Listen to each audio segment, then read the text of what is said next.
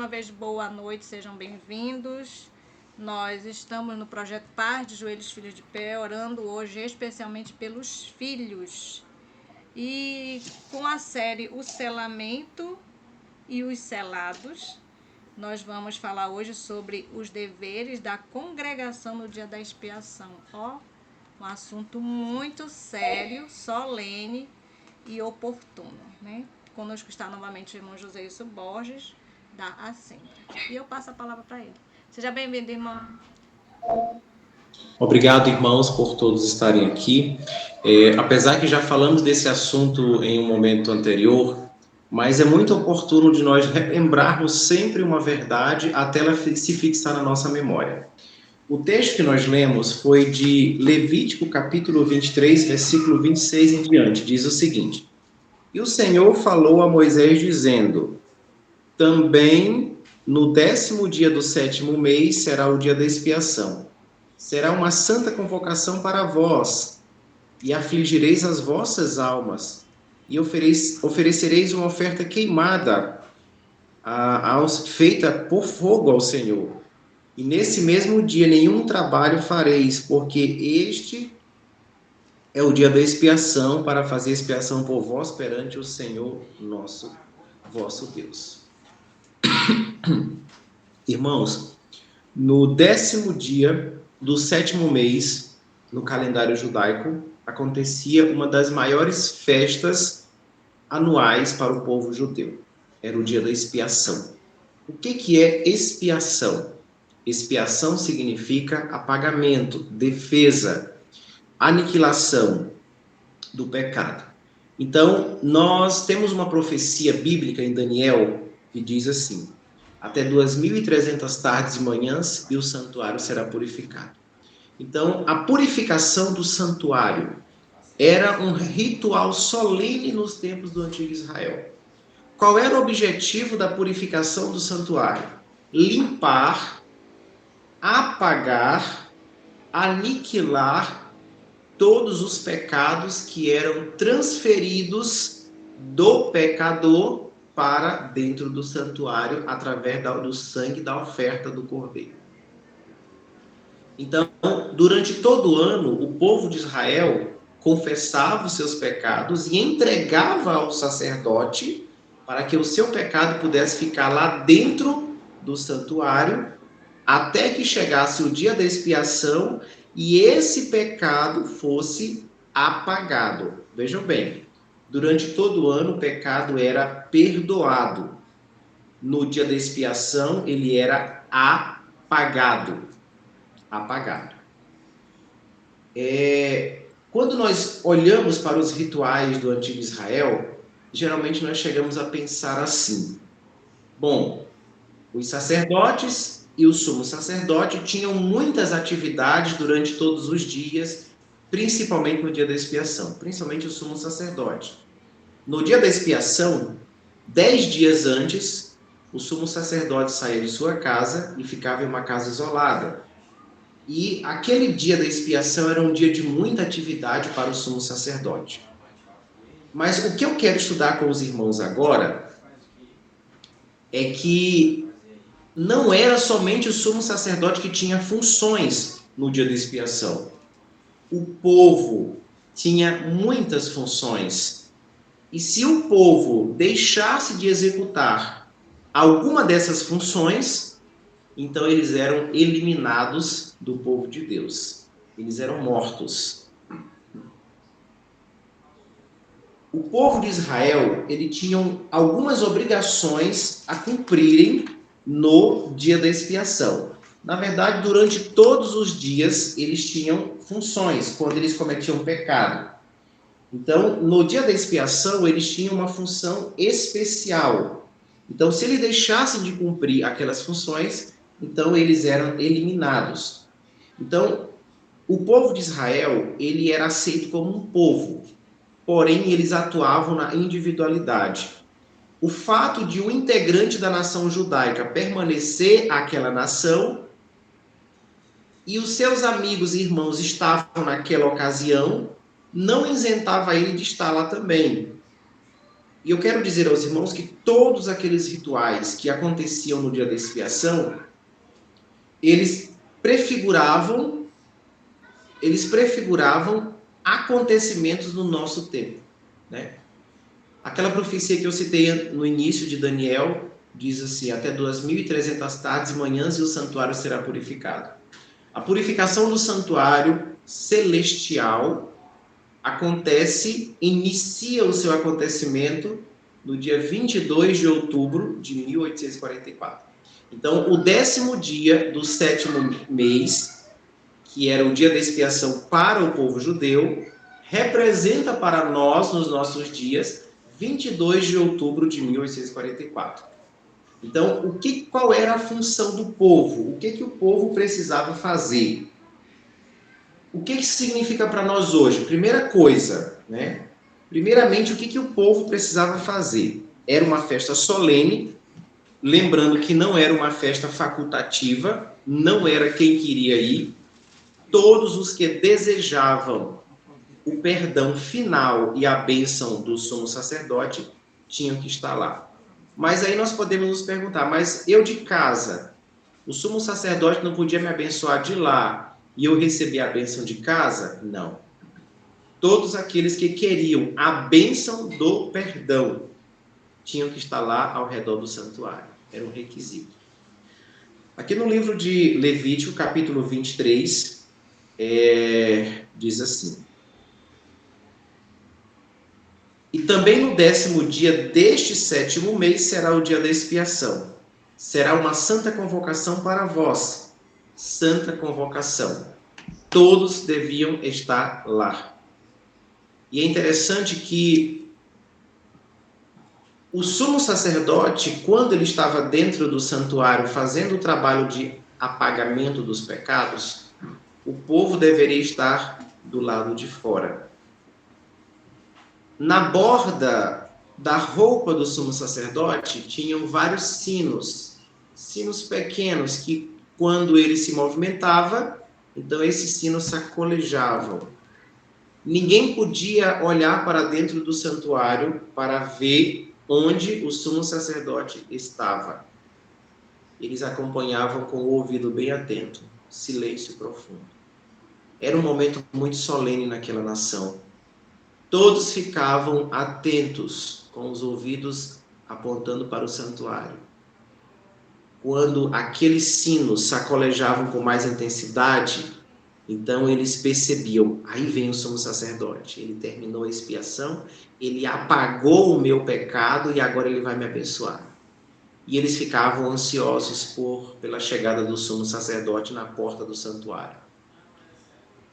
A serva do Senhor diz que esses sinos, esses pequenos badalozinhos que eram costurados na borda do vestido do sumo sacerdote, simbolizam para nós os sinais dos tempos, os acontecimentos, as guerras, os conflitos, as alianças no mundo religioso, o ecumenismo. Tudo isso significa aqueles sininhos. Como que eu posso estar hoje atento aos sinais? Estudando as profecias. Então, quando eu estudo as profecias, eu estou atento aos sinais. Eu estou tentando identificar em que momento nós estamos na história.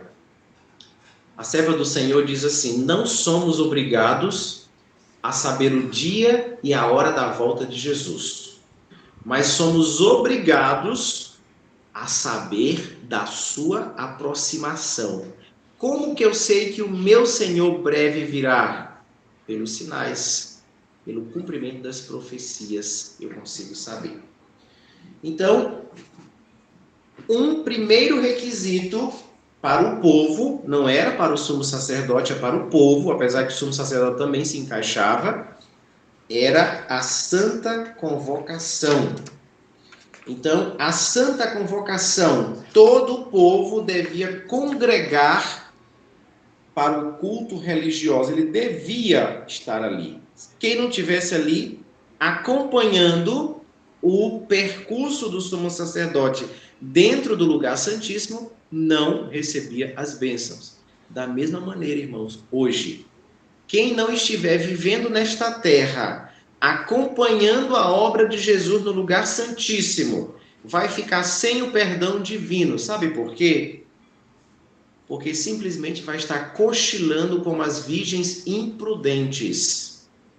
Muitos dirão: o Senhor tarde virá, daqui a 1000 anos, daqui a muito tempo. E isso é um sinal, inclusive está na lição da Escola Sabatina de hoje, que essa pessoa que crê que a volta de Jesus será muito distante é chamado de mau servo. Essa pessoa não está vigiando. Nós devemos estudar, devemos trabalhar, devemos estar ocupados até que o Senhor venha. Mas devemos estar sempre atentos aos sinais da aproximação do nosso Deus. Porque vejam bem, irmãos, o nosso sumo sacerdote, que é Cristo, está hoje no lugar santo dos santos do santuário celestial. O que Jesus está fazendo nesse local? Jesus está apagando os pecados daqueles que desejam o perdão, que suspiram e gemem por causa das abominações que se cometem no nosso meio. Inclusive, no encontro passado, eu citei uma abominação. O uso de cálices divididos na Santa Ceia é uma abominação que se comete no meio do nosso povo. E quem vai receber o selo de Deus? Aqueles que suspiram e gemem, que não aceitam, não concordam e não toleram, que defendem a verdade, mesmo que se perca amizades. Bom, vamos continuar. O primeiro ponto era a santa convocação. O apóstolo Paulo, ele cita em Hebreus capítulo 10, versículo 25, ele cita o seguinte, quero ler para os irmãos. Hebreus capítulo 10, versículo 25, diz assim: não abandonando a nossa assembleia, como é costume de alguns, antes exortando-nos uns aos outros, e tanto mais à medida que verdes aquele dia se aproxima. Vejam bem, qual é o objetivo da congregação? Por que nós devemos estar sempre congregados? Eu preciso estar numa igreja com 100 membros, com 50 membros, com 30 membros, com 20 membros? Uma igreja grande para estar cumprindo esse requisito? Não, não necessariamente. A promessa do nosso Senhor Jesus é que onde estiverem 2 ou mais reunidos em meu nome, ali eu estarei no meio deles. Podemos congregar numa casa, podemos congregar debaixo da árvore, podemos congregar em outros locais, podemos estar congregando aqui nessa sala virtual. Então, nós devemos estar nos congregando, conforme diz a carta aos Hebreus, para quê? Para nos exortar, para nos advertir, né, conforme é dito aqui, para nos advertir, no versículo 25, para nos, diz assim, exortando-nos uns aos outros. Há um pensamento, irmãos, que diz o seguinte, que quando você prega para uma pessoa a verdade, ou você repreende, você exorta, você tem 2 opções. Ou ela se torna sua maior amiga e aceita a verdade, ou ela rejeita a verdade e se torna sua pior inimiga. Mas eu quero dizer aos irmãos que nós não devemos ter medo de perder amizades por causa do reino de Deus. Porque o nosso próprio Senhor Jesus Cristo disse, eu não vim trazer a paz, eu vim trazer a guerra, a espada. O que Jesus estava referindo-se é o conflito entre a verdade e o erro. Muitas pessoas que não aceitam a verdade se tornam nossos piores inimigos. Neste sábado, eu fui fazer uma visita a uma igreja no interior de Goiás, a igreja de Caldas Novas. E lá eu tive a oportunidade, na verdade pode parecer estranho para os irmãos, mas antes de ir a Caldas Novas, eu sabia que esse momento ia acontecer. Algo me disse que eu deveria ir e que eu deveria pregar esse assunto. E cheguei lá, eu fiz exatamente, deu tudo certo, aconteceu. Depois eu posso explicar melhor para os irmãos como aconteceu. E lá eu vi a Santa Ceia em copinhos. E eu disse a mim mesmo, o Espírito Santo me fez refletir. Eu tenho que defender a honra de Deus. Eu tenho que avisar esses irmãos que essa prática não agrada ao Senhor. Como disse aqui no livro de Hebreus, devemos exortar-nos uns aos outros. E os irmãos me deram oportunidade para falar desse assunto. E eu falei e defendi o assunto. Quase toda a igreja aceitou essa repreensão, aceitou esse convite para o arrependimento, para uma mudança de prática. Mas algumas pessoas não aceitaram e se tornaram minhas piores inimigas. Mas para que serve a congregação, a santa convocação, irmãos? Para nos animarmos uns aos outros, para nos direcionarmos na verdade presente, porque eu creio que todos que estão nessa sala aqui não vieram para o movimento de reforma para entretenimento ou para passar o tempo.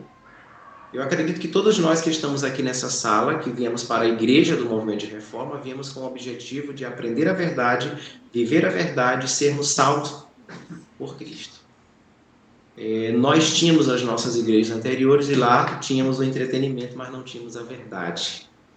Eu acho interessante um pensamento sem fonte, diz assim: procure a igreja mais próxima da Bíblia, mesmo que esteja mais longe da sua casa. Bem, o primeiro requisito era santa convocação. O segundo requisito era afligir a vossa alma. O que é alma? Nós somos alma vivente. Quando fala afligir a alma, afligir o corpo. Afligir o corpo. Tanto mentalmente quanto fisicamente. No antigo Israel, era exigido que a congregação passasse o dia da expiação em jejum. Abstinência total de alimentos. E isso foi tão seguido pelo povo judeu que até nos nossos dias a nação judaica ela segue esse requisito. No dia da expiação, as pessoas de Israel jejuam, né, como um requisito que eles aprenderam naquele dia. Hoje nós estamos vivendo o dia da expiação. Começou no dia 22 de outubro de 1844 e está em andamento. Já fazem mais, me ajudem na matemática, acho que é mais de 178 anos, se eu não me engano, 179. Depois os irmãos calculam. Nós já passamos de mais de 150 anos do dia da expiação. E todos nós aqui não tem essa idade. Muitos nasceram um tempo mais para cá. Não tem como jejuarmos esse período todo. O que significa esse jejum? O que o jejum significa para nós hoje? Significa abstinência de alimentos prejudiciais. Aflição de alma, afligir a alma, negar a carne, porque sempre, obrigado, irmão, 180 anos. Então, quando nós viemos para o movimento de reforma, aqueles que não nasceram no movimento de reforma, nós tivemos um certo impacto com a nossa alimentação. Eu vim da Igreja Católica e eu sofri um grande impacto quanto à alimentação, ainda mais que eu era de uma região muito carnívora, o interior do Maranhão. E para mim foi um grande impacto. Foi uma negação muito forte, uma dificuldade em abandonar certos artigos alimentares que não eram, na verdade, alimentares, mas prejudicavam. Aqui o apóstolo diz que devemos afligir a nossa alma. Devemos dizer não a ela, abstinência de alimentos prejudiciais. Então, eu não consigo jejuar todo esse período, mas eu consigo me abster de alimentos prejudiciais, que nós conhecemos muito bem como reforma de saúde. Inclusive, eu quero ler 2 textos do livro Conselho sobre Regime Alimentar. Na página 57 diz assim: no comer, no beber, no vestir, todos temos uma direta contribuição para o nosso progresso espiritual. Nessa mesma página diz assim: o Espírito de Deus não pode vir em nosso auxílio. Isso aqui, vejam bem, o Espírito de Deus não pode vir em nosso auxílio, nos ajudar no aperfeiçoamento do caráter cristão, enquanto estivermos sendo indulgentes para com o apetite em prejuízo da saúde e enquanto o orgulho da vida domina. Vejam bem, o Espírito não pode vir em nosso auxílio enquanto estivermos sendo indulgentes.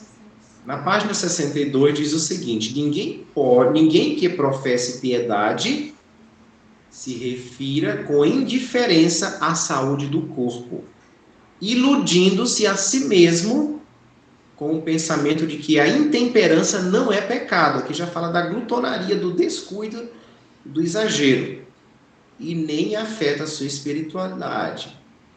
Há entre a natureza física e a moral íntima relação. Aqueles que não fazem a reforma de saúde não estão jejuando. E o que acontecia com o povo de Israel se estivesse lá no santuário, no dia da expiação, sem jejuar? A palavra do Senhor diz que eles eram extirpados, eles eram eliminados. Então, irmãos, isso serve para nós como um alerta. Aqueles que estão vivendo no antítipo dia da expiação, nos nossos dias, e não faz a reforma de saúde, será eliminado do povo de Deus, como nós lemos aqui no livro Conselho sobre Regime Alimentar, que o Espírito Santo não pode vir em nosso auxílio, não pode nos ajudar no aperfeiçoamento do caráter cristão, enquanto nós estamos sendo indulgentes com a reforma de saúde. Depois os irmãos podem se aprofundar mais no assunto da reforma de saúde. Mas eu quero ser direto e claro com os irmãos. Enquanto estivermos transgredindo a reforma de saúde, não receberemos a chuva serôdia. É uma ilusão amarga. É uma falsa segurança carnal que as pessoas têm, achando que pelo fato de serem do movimento de reforma, de serem vegetarianos, entre aspas, porque na verdade são massarianos, não recebem a chuva serôdia. Não recebem de maneira nenhuma.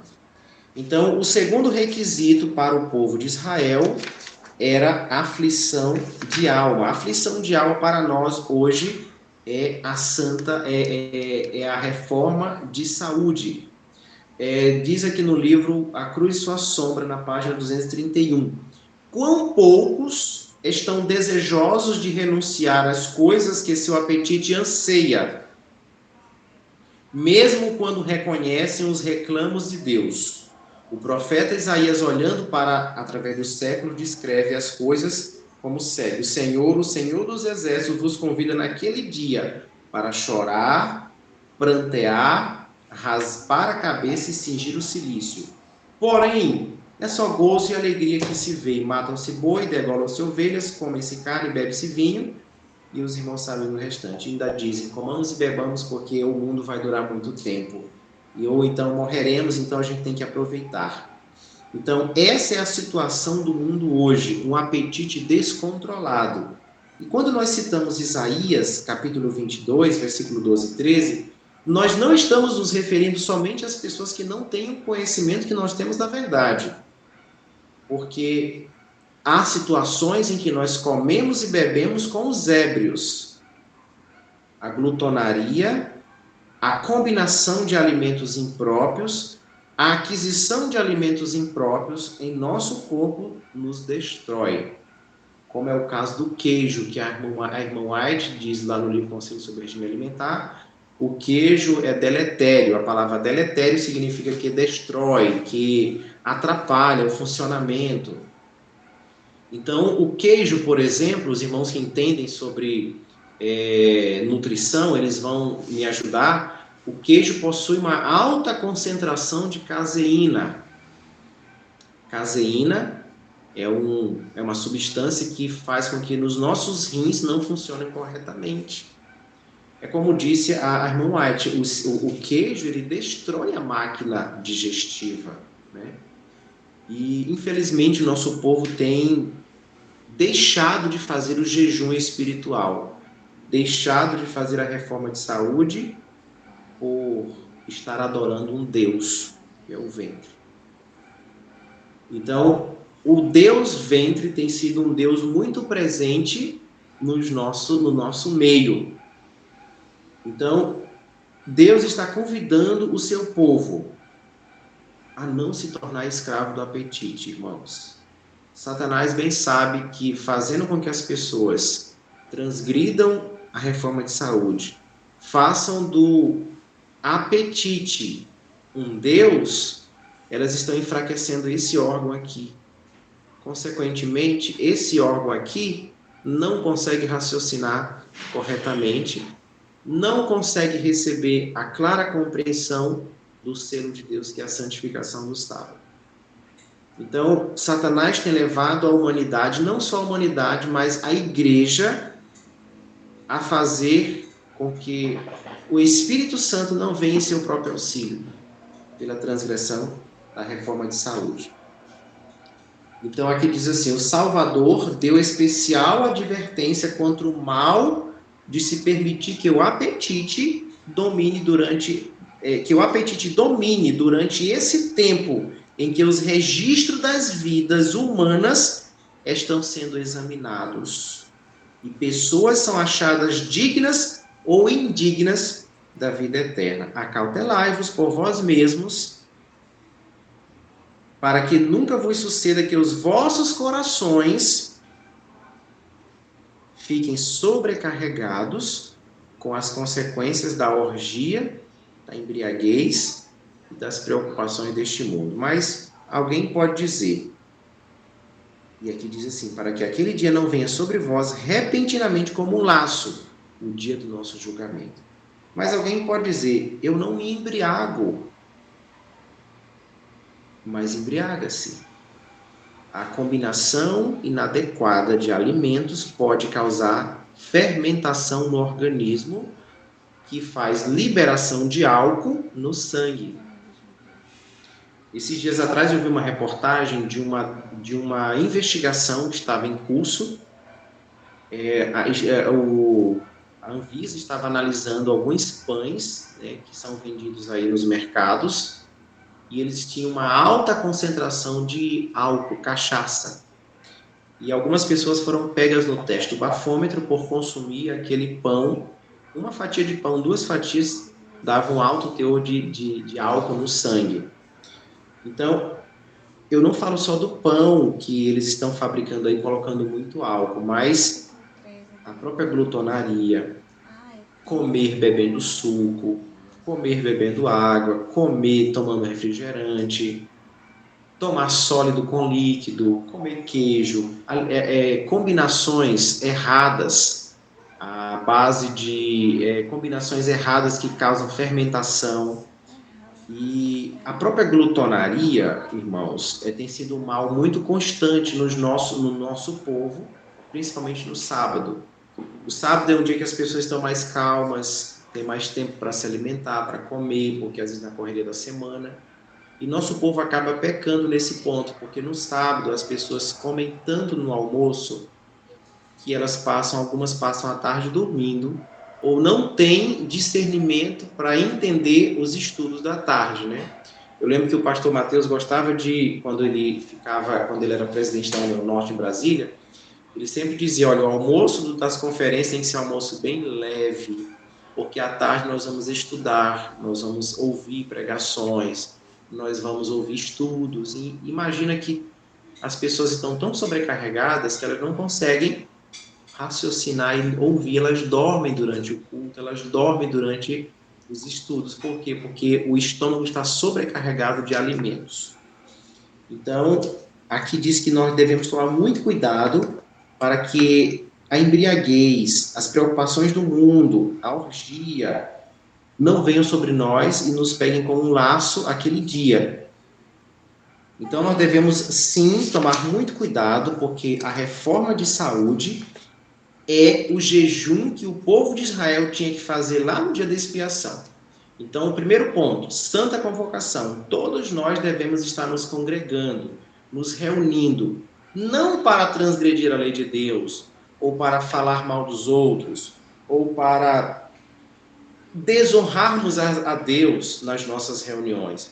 Mas o objetivo das nossas reuniões deve ser para fortalecer a nossa fé, para nos instruir, para nos levar a viver a verdade, para nos repreender quando necessário também. É o objetivo da Santa Convocação. E o nosso apetite deve estar em sujeição nesses últimos dias.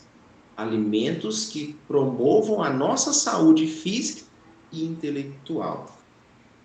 O outro requisito do povo de Israel, naquele dia, era uma oferta queimada ao Senhor. A oferta queimada ao Senhor. Como devia ser uma oferta queimada ao Senhor? Uma oferta perfeita, uma oferta sem mancha, sem mácula, sem corrupção. O meu corpo tem que ser oferecido a Deus saudável. Há um pensamento que diz que quando nós transgredimos a reforma de saúde, ficamos doentes e oferecemos um culto a Deus, Ele não aceita. Sabeis por quê? Porque Deus não aceita a oferta de ovelha doente, de cordeiro doente. Era um dos requisitos lá no Antigo Israel. Deus não aceitava ninguém levar um cordeiro que tivesse uma mancha, tivesse uma doença, tivesse uma deficiência física. Deus não aceitava. Então, Deus, o nosso Senhor, nos chamou para uma reforma de saúde, não para tirar de nós alimentos que promovam saúde e nos façam doentes, porque muitas pessoas dizem assim: a nossa alimentação é deficiente, precisamos estar sempre suplementando porque é muito deficiente. Será que Deus tirou a carne do povo de Israel para dar o maná no deserto, para que eles morressem desnutridos no deserto?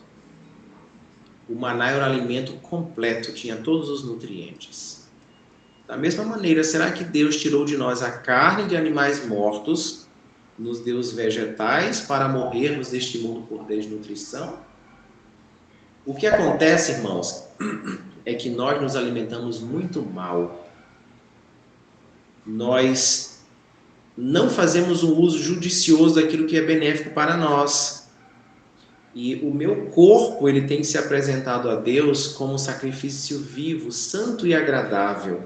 As minhas faculdades intelectuais devem ser ofertadas a Deus bem, com um funcionamento bem ordenado. E isso só é possível quando eu tenho uma saúde física boa, quando eu pratico exercício físico, quando eu me alimento, mesmo que não sejam alimentos caros, mas alimentos mais saudáveis possíveis. Quando eu faço o uso de alimentos apenas saudáveis, não aqueles alimentos prejudiciais. Eu vi que o irmão colocou aqui pimenta, queijo, sabe, refrigerantes.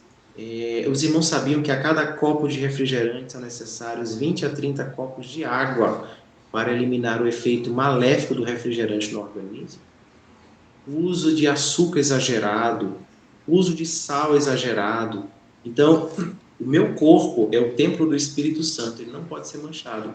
Então, uma oferta queimada ao Senhor, ela tinha que ser uma oferta perfeita, uma oferta bem bonita, uma oferta agradável, dentro dos padrões divinos.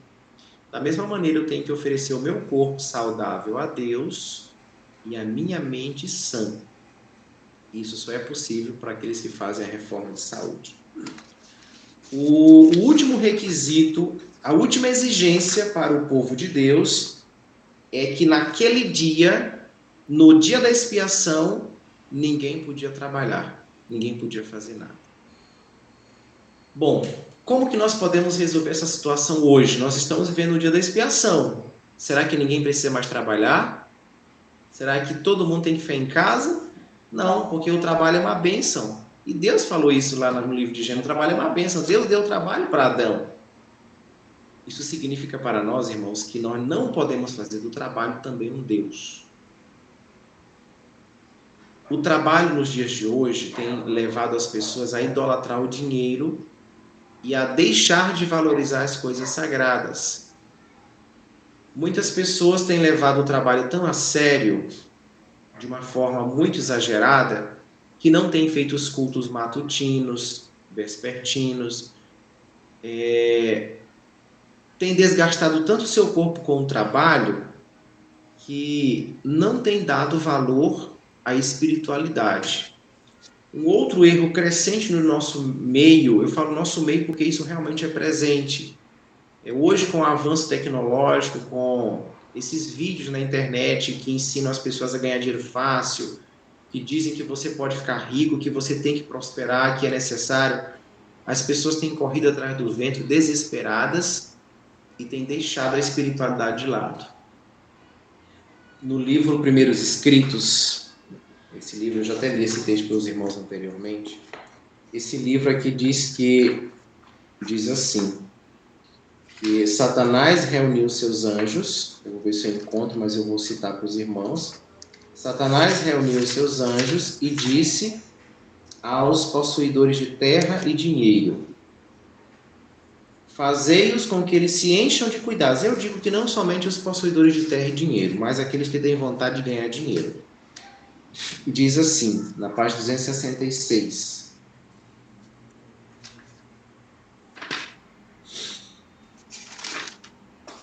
Diz assim: ide, fazei com que os possuidores de terra e dinheiro se encham de cuidados. Se puderdes fazê-los colocar afeições nessas coisas, ainda os reteremos. Poderão professar o que quiserem.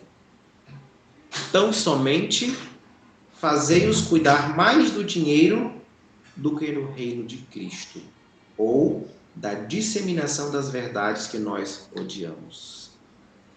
Ganhar dinheiro é pecado? Não.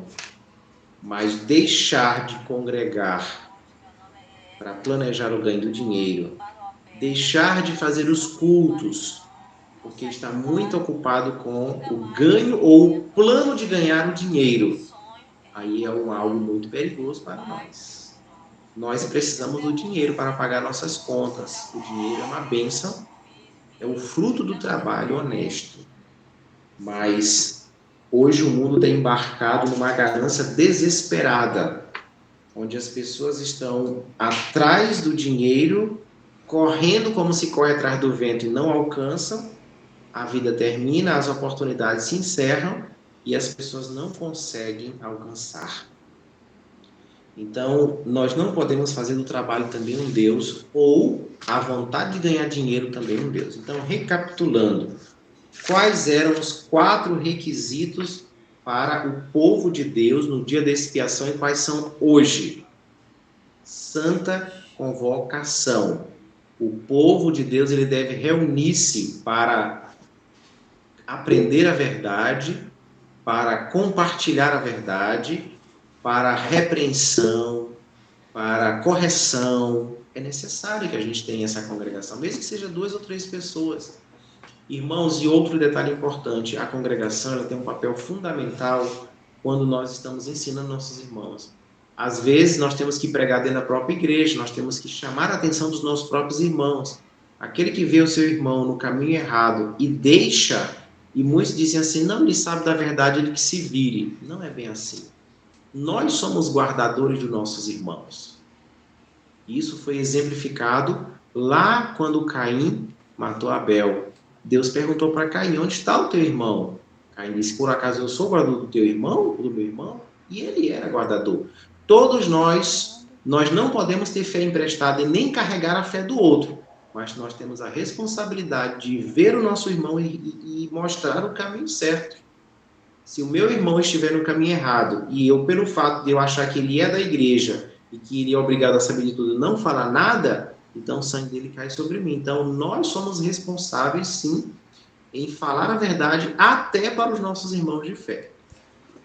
Outro requisito era afligir a alma. Eles deviam passar aquele dia em oração, jejum e profundo exame de consciência. Hoje não é diferente. Então, nós devemos vigiar, nós devemos evitar as orgias das embriaguez, da glutonaria, dos alimentos impróprios, e devemos examinar a nossa mente para saber se não tem algum pecado acariciado, algum ídolo acariciado. Isso só é possível com o auxílio do Espírito Santo. Lembrando que o Espírito Santo só virá em nosso auxílio quando nós deixarmos de transgredir a reforma de saúde. Terceiro ponto era uma oferta queimada ao Senhor. O meu corpo, a minha mente, as minhas faculdades intelectuais devem ser dedicadas a Deus e a sua obra perfeitas. Deus não aceita ovelha, Deus não aceita cordeiro doente. Deus não nos aceita também doente, Deus quer a nossa saúde. Por isso Deus nos trouxe para essa maravilhosa luz, para a reforma de saúde, para fazermos diferente e para termos um corpo saudável. O último requisito é que toda obra secular deveria ser posta de lado no dia da expiação.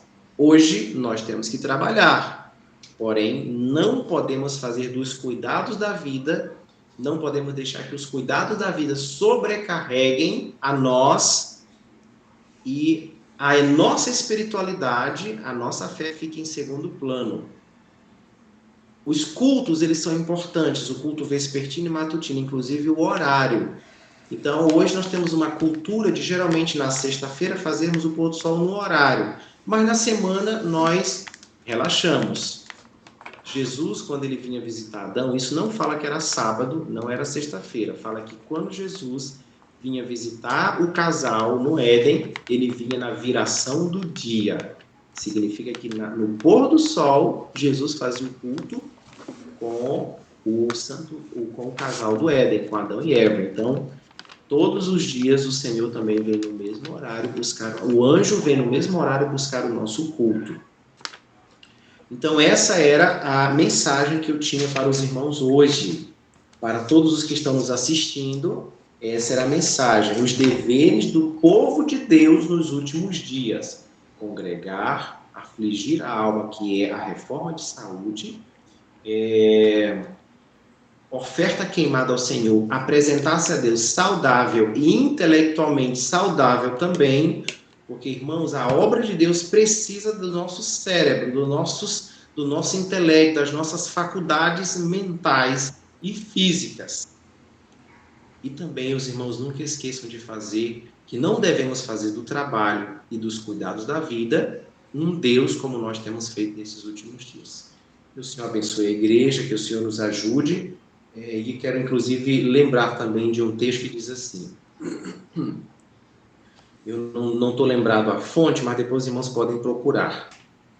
Como cristãos, devemos pregar a paz, devemos viver a paz, devemos ser harmônicos entre nós. Mas nunca, percebam bem, mas nunca à custa de uma doutrina. Precisa-se de homens e mulheres que não se compram e não se vendem, que defendam a verdade e vivam a verdade, mesmo que se perca amigos e amigas, mas é melhor agradar a Deus do que aos homens. Que o Senhor nos ajude.